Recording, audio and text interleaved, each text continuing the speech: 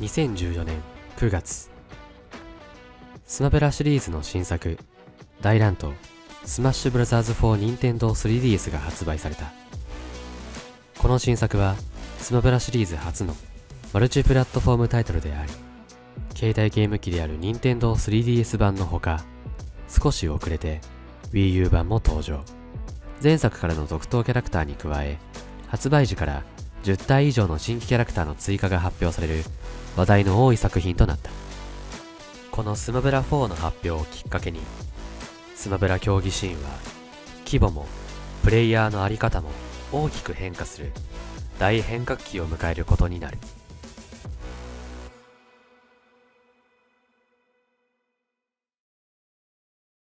スマブラ4発売後、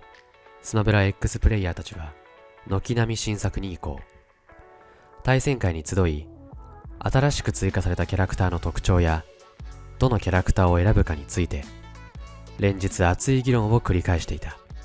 キャラでいうと、初めもちろんメタナイト触りましたけど、すごいもっさりしてて、いや全然違うやんっていうので、割とすぐに卓から外れた。もうなんかパッと 3,4 キャラ触った中にリリーがいて、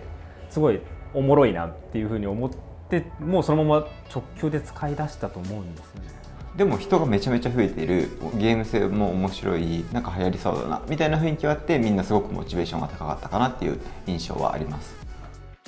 スマブラ4では前作のスマブラ X からいくつか重要な変更点と、それに伴う競技的なゲーム性の変化が発生した。まず一つ目はゲームスピードの向上である。走行や空中横移動、落下速度といったファイターの基礎的な運動性能がスマブラ X に比べると向上しており、大胆に動き回りやすくなった。また、吹っ飛び硬直が長くなったことで、スマブラ X にはほとんどなかった確定コンボが増加し、その結果、攻めが強いゲームへと変化した。次に、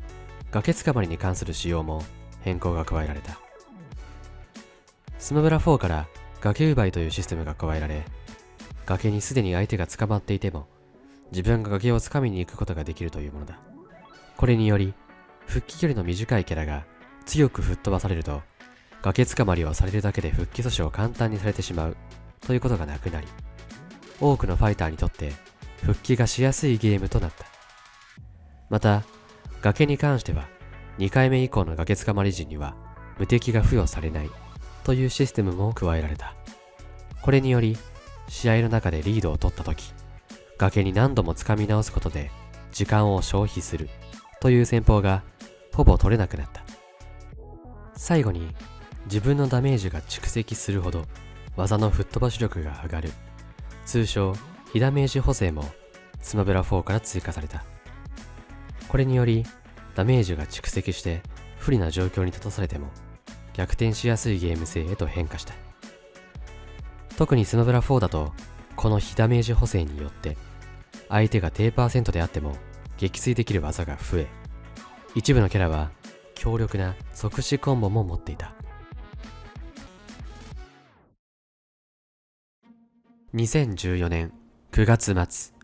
スマブラ4 3DS の発売から1ヶ月足らずの期間で、新作発表後初めての大型大会、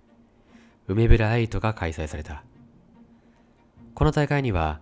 170人もの参加者が詰めかけ、前作最大規模のメジャー大会 SRT やスマバトファイナルに次ぐ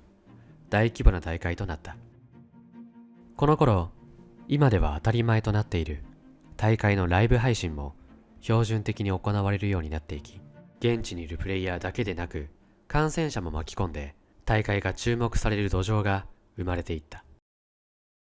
この新作初の大型大会のグランドファイナルの舞台に上がったのがニエトノとアバダンゴだった。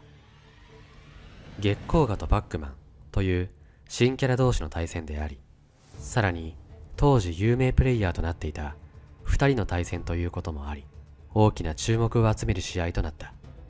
普通に全キャラいろいろ触って面白そうなやつを使っただけなんですけど、最初候補にいたのが月光河とロゼッタ&チコとルフレだったんですよ。でルフレは、チョコゼロサムにスコンにされて、このキャラ違うわってなって、月光河がロゼット&チコで、ロゼット&チコをなんかレインさんが結構使ってて、このキャラメインにするわって言ってたから、じゃあ俺は月光河の方使うわって言って、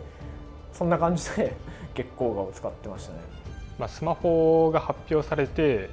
なんか体験会みたいなのが幕張であったんですよ。どうせなら新キャラ触りたいなっていうのがあって、触ってたらパックマンに行き着いて、自分がスマブラ X でワリを使ってたのもあって、アイテム使えるキャラの方がいいんじゃないかなって思ってパックマンを選びましたね。実際触ってみると、なんか格闘というか体術が結構シンプルというかオーソドックスな感じで使いやすくて、なんかそれで結構強いんじゃないかなと思って使い始めました。パックマンっていうキャラクターはすごく特殊なキャラクターで、その4からできたキャラクターだったので、面白いキャラクターだなっていう気持ちもあって、今までにないゲーム性の結晶だなと思って、そこはすごく面白いなっていうのをすごく感じてましたね。決勝のアバダンゴパックマン戦はね、別に俺パックマン対策はそんなやってなかったね。やってなかったっていうかいなかったから、パックマンが強キャラかどうかってすらその時知らなかったし、その身内でパックマンで使ってる人も全くいなくて、ほぼ初見でやって、なんだろう、でも普通にニュートラルの動きをそんな月光河ってキャラが変える必要性がなくて、パックマン相手にNB 貯めたら消火栓貫通するし、消火栓車一発で飛ぶし、当時は基本やっぱ待ちつつ車でちょっかい出して、投げてコンボみたいな、そういうの基本の動きをやってるだけで、勝てちゃったっていう感じなんですけど、当時はあっちもそんなパックマンの細かいムーブができてるわけでもないから、普通にその時は勝てましたねって感じですね。リンゴを飛ばして当たる、溜めているが結構が戻りが早い、掴んで上投げてバースト、素晴らしいニエトの月光が逆転勝利。この戦いを制し、新作初めての王座についたのはニエトノだった。この白熱した試合は大きな反響を呼ぶことになった。当時1万回以上再生される試合動画が数えるほどしかなかった中、この試合は30万を超える再生回数を叩き出したのだった。そんな注目の試合を制し、スマブラ競技シーンの中でも最も人気と実力を兼ね備えたプレイヤーの一人となったニエトノ。彼のもとにあるオファーが舞い込んでくる。それは当時最大手のゲーミングチームデトネーションゲーミングへの加入の提案だった。これは言い換えるとプロゲーマーにならないかという誘いだった。声がかかってまさかのプロチームにで、社会人だし、そもそも今でプロゲーマーになってなんかあるのかなってのも分かんなかったんですけど、成功する可能性も高いし、失敗したら失敗したで仕方ないなって感じだし、スマ界隈がこういうので盛り上がってくれたらいいなってのが一番で、プロになったっていう感じですね、当時は。このオファーを受けたニエトノは、この少し前に日本初のプロとなったアムサに続き、日本で2人目のスマブラのプロゲーマーとなったのだった。この頃、他のゲームでは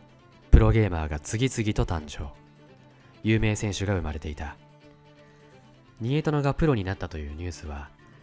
スマブラでもプロになれるんだという期待をプレイヤーたちに抱かせることになり、コミュニティの空気も変わり始めていく。で他のゲームタイトルでプロゲーマーがいるっていうのは知ってたので、スマブラにもそういった環境ができたらいいなっていうのはすごく思ってて、ニエトノがその新作タイトルでのプロゲーマー第1号ということで、結構個人的には嬉しかったですね。その時ってプロゲーマーになってじゃあ何ができるんだろうっていうのがもう全然スマブラのプロゲーマーって見えなかったので、なんかその道を作ってくれる人になるのかなっていうので、楽しみにして見てましたね。スマブラコミュニティは盛り上がりを続け、大会はコンスタントに開催されていった。そんな中、梅ブラ8から約半年の間、それらの大会の上位をあるグループが独占し始める。彼らは平和島勢と呼ばれるプレイヤーたちだった。その中心はニエトノ、レイン、チョコ、ニャンコの4人。東京の平和島で集まりオフ対戦を行っていたメンバーだった。梅村8から16までの計9回の大会すべてでこの4人のうち誰かが優勝をつかんでおり、大会順位の上位3位までを平和島勢が独占した大会が3回もあった。ただ純粋に本当にみんなスマブラが上手い人が集まってた。でかつみんなモチベがあったっていうのが一番の理由なんじゃないかなと思います。例えばもう今で言えばアコーラ君とザクレイ君と、誰だろう、ミヤ